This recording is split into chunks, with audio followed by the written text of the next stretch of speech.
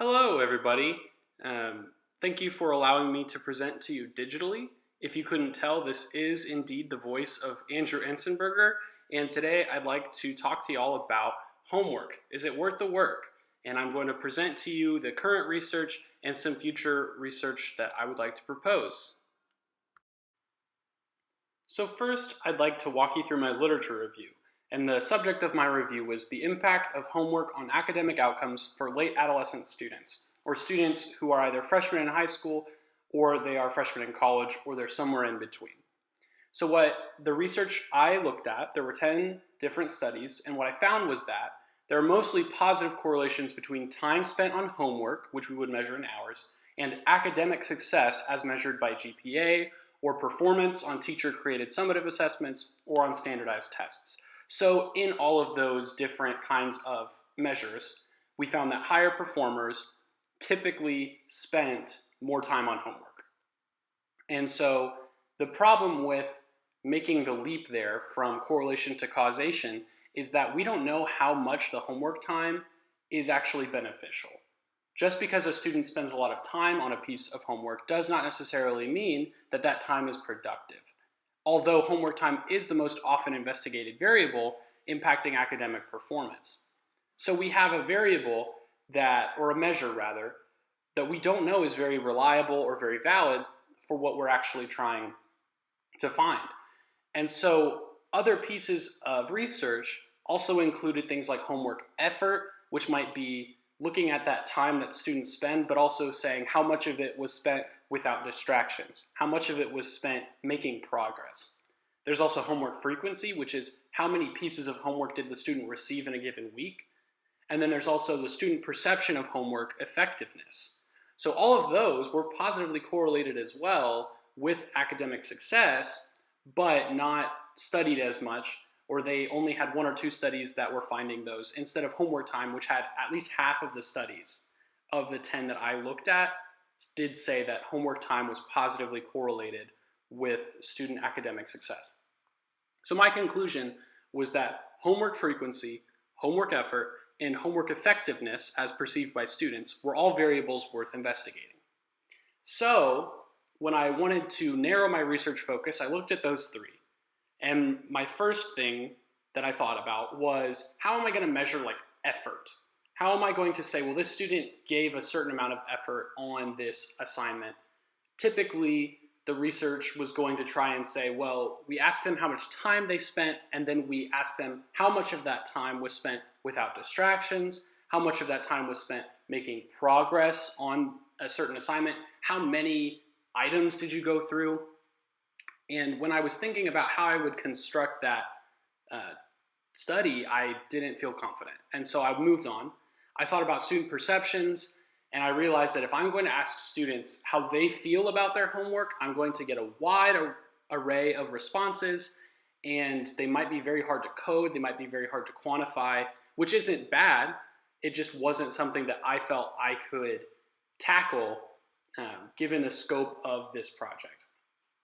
And so then I looked at the last of those three measures, which was homework frequency, and I thought I could construct a survey that gauges homework frequency with a fair amount of certainty, and this would be a good stepping stone from a very simple measure like homework time to the more complex measures like student perception of effectiveness. So that was what I decided to zero in on, was homework frequency. Taking that into consideration, the research I'd like to propose revolves around this problem, that students are being assigned more homework sooner on in their academic careers. We know that students in as early as kindergarten are already receiving assignments that they need to complete at home, which to some is not acceptable and not developmentally appropriate.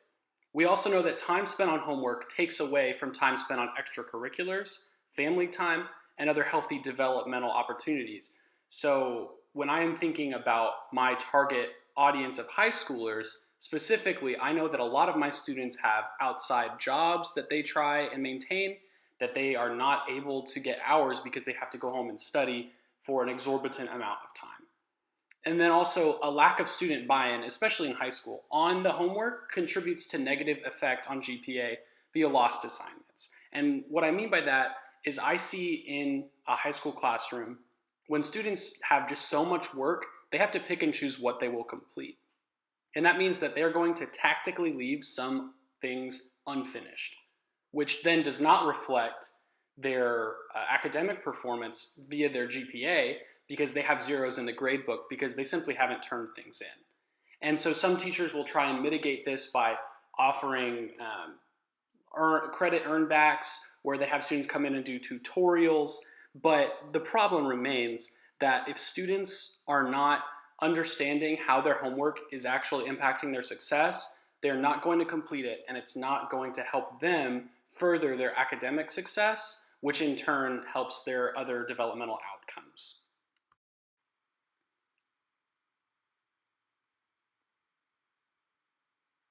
To address this, I would like to present this proposal for a study. It would be a non-experimental study. There would be no controls, no kind of intervention. It would really just be a survey to see what is the current status in classrooms about homework.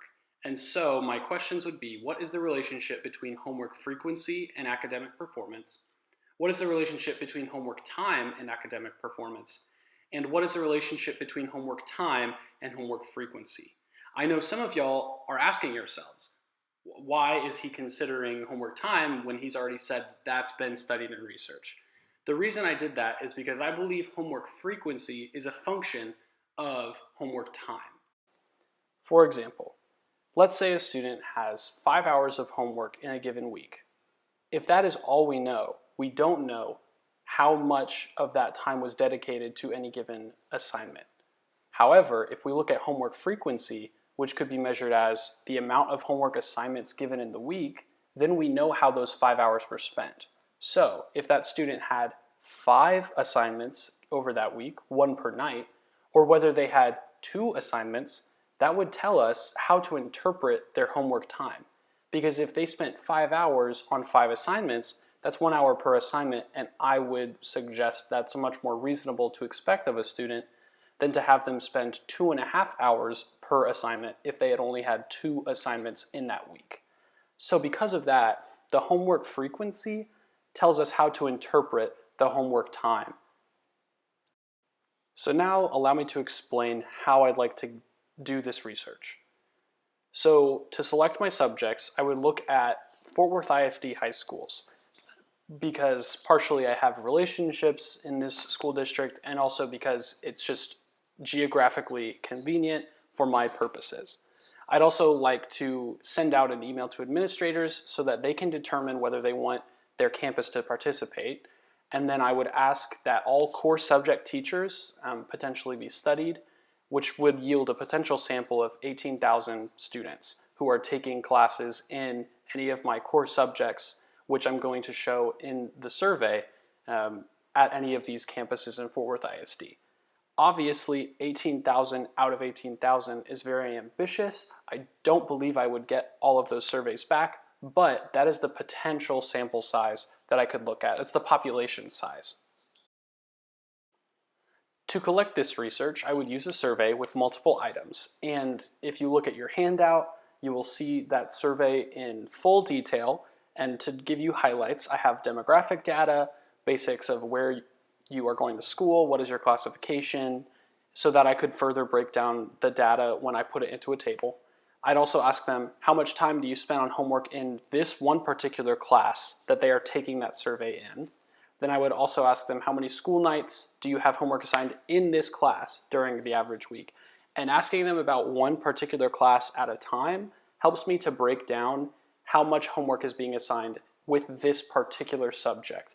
Because I might find later that math tends to have more homework attached to it than, say, English language arts. I don't know that, but that's something that I might find. Also, I don't want students saying that they have 10 hours of homework when that homework is actually broken up in different assignments and over different subjects. So I'd rather them look at one subject and how many pieces of homework do they have for that subject in a given week, their average week. I also would ask those students, what's the GPA in that current class? That's how I would get their academic performance. And then ask what kinds of things they're asked to do on their homework. So that would be a free response. I wouldn't necessarily be filtering with that, but it would be something to look at when I see a student only has 1 hour of homework every week, but maybe it's because they're only being asked to do multiple choice items. So that might be something to consider when analyzing the data at a very, very deep level. So in analyzing the data, what I would look to do is to create a table, and that's how I would sort everything. I would group individual responses likely by subject matter, so I would be able to see my social sciences, natural sciences, mathematics, English language arts in different sections. And then I would identify the time spent by each student on homework each night by dividing the time per week by 5. So what I mean by that is see how much time did they spend in the whole week and divide that by 5 to have the time each night, because I'm assuming Monday, Tuesday, Wednesday, Thursday, Friday night, or rather Sunday, Monday, Tuesday, Wednesday, Thursday night if we're looking at school nights. Then I would identify homework frequency by taking the nights assigned homework by 5. So I would ask them how many assignments do they have in an average week. Then I would divide by 5 again to find the homework frequency, which would be assignments per night. That's the measure I would use. Then I would use a linear regression model to identify the relationships individually between homework time or homework frequency and then the GPA. So on one axis would be GPA, on the other axis would be homework frequency, and I would look to see what the relationship would be using a scatter plot. And then I would like to use some form of analysis of covariance to filter out homework time or homework frequency when I'm measuring those along with the performance. So I want to look at the interplay of all three so that I can see whether homework frequency or homework time is the more telling variable when looking at performance. Because I might find that while homework time is very strongly correlated with homework performance or with academic performance, homework frequency doesn't mediate that as much, or maybe I find that homework frequency is actually the stronger variable, but I wouldn't know until I control for each of those variables one at a time. Some pros to this approach are that a shorter survey might encourage more teachers to participate, and by that I mean that teachers would then encourage students to participate because it's not an imposition on their time. Also, the results are directly applicable to teacher decisions. So if a teacher sees that from this research there is a strong positive correlation between the homework frequency and academic success, they're more likely to start assigning more homework assignments because they know that that might improve academic success. They can also look and see perhaps there's a parabolic function, meaning that as homework time goes up, student performance improves up until a point and then it actually starts hurting them. They might see that and they can make a decision in their own classroom how they assign homework. And lastly, the differentiation in my research between grade level and subject matter is going to allow me to look at whether homework is more or less impactful, homework time and homework frequency by grade level or by subject matter, so that we can specifically target certain demographics in the high schools and then look at how can we implement homework to better suit their needs. Cons of this approach are that the responses are voluntary, so I might not have a lot of information, and what I do get might be misreported. I can't verify how much time a student actually spends on their homework and how many assignments they actually received, because as we all know, sometimes students don't remember they have an assignment. Also, the correlations that I find might not be compelling to various people who want to implement changes based on them. And then lastly, the definition of homework might differ among teachers and students. So sometimes if a teacher assigns something in class and then expects students to complete it, whether that's in class or outside, they might consider that homework, whereas the student might not. And so some students are completing that assignment in class and it's not homework, and some who aren't, maybe they do consider it homework. And in that way, I might not be getting the same kinds of definitions, or rather not the same kinds of data that I'm anticipating, because one student or multiple students are going to interpret the same assignment in different ways and either categorize it or not, and that's going to skew my data. So in that way, this could be a con. However, in light of both the pros and the cons, I do think that this proposal is a good jumping off point for looking into the relationship between not just homework time and academic performance, but the actual assignments being given in homework and how those correlate to academic performance. So that perhaps if we see a trend in the amount of assignments being given, we know that more assignments will mean more time, but we can also then monitor the quality or the difficulty of the assignments being given so that we know what is going to help students be successful, or we can start to get closer to what we think is going to help students be more successful in the classroom. I invite your questions, comments, and concerns at this time, and thank you very much for listening.